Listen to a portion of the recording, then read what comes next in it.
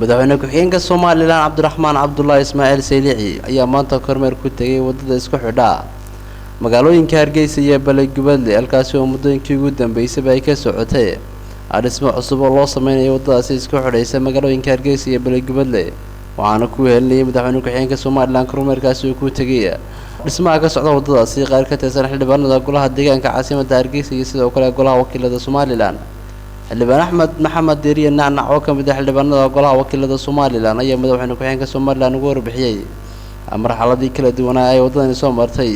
soo gaarnay qaybtii kale Balagubadle u baxaysay madaxweyne ku-xigeen ilaa 3 kiiloomitir iyo waxoogaa 5 kiiloomitir ayaa dhamaanaya waayo bahash waxana laga geeyay madaarkana laga geeyay marka rabaanta insha Allah bismillaah kariim waxaan doonaa 5 kiiloomitir oo horseena dhamaato de wadadan waa arkaysaan waa wadada raandis kale waxaan jecelnahay in dad inkuna naga ka qayb gashaan oo dawladahan iyo ka qayb gasheen in waliba siyaadada iyo waxay nagu kordhin kartaan in lagu kordhisaan madaxweyne ku-xigeenka Soomaaliland Cabdiraxmaan Cabdullaahi Ismaaciil Saylici ayaa ka hadlay ujeedada kormeerka ay maanta ugu soo kicitimeen dhismaha wadadani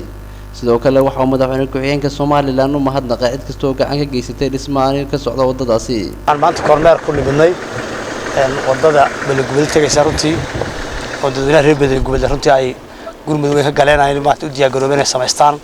laga bilaabo halkan ka soo bilaabo Hargeysa ilaa iyo la gaarayo gobolka Hawd ama caasimadda gobolkaasi ee Balagubadle runtii waxaan aad iyo aad ugu faraxsanahay ummadda maanta reer Soomaaliland shacabkayga runtii ku tartamaya horumar ku tartamaya degmo walba iyo deegaan walba ka bilaabay waxaana ka suura gelin maanta dawladdan Afrikaan oo la tiraafsiya ka suura gelin in wadooyin dibadda ay ku hamiyaan in dadka maanta ku hamiyaan wadooyin dibadda ay samaystaan dhinaca kale waxa madaxweyne ku-xigeenka Soomaaliland maanta xariga ka jaray wado 1 kiiloomitir oo laga hirgeliyay degmada Axmed Dhagax ee magaalada Hargeysa waxaana goobta xariga laga jaray ka hadlay xildhibaan Mubaarak Cabdi Malo oo ka mid ah xildhibaanada golaha deegaanka caasimadda Hargeysa oo sharaxaad dheeraad ah ka bixiyay dhismaha wadadan 1 kiiloomitir ee maanta madaxweyne ku-xigeenka Soomaaliland xariga ka jaray waxaynu maanta joognaa wadadii aynu xariga ka jaraynay oo madaxweyne ku-xigeenku xariga ka jaray ee 1 kiiloomitir ee dawladda hoose iyo degmada Axmed Dhagax ay isla kaashadeen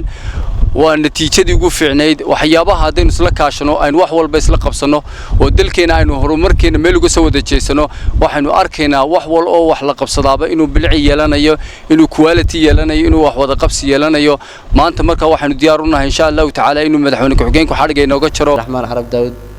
TV-ga Kalsan magaalada Hargeysa.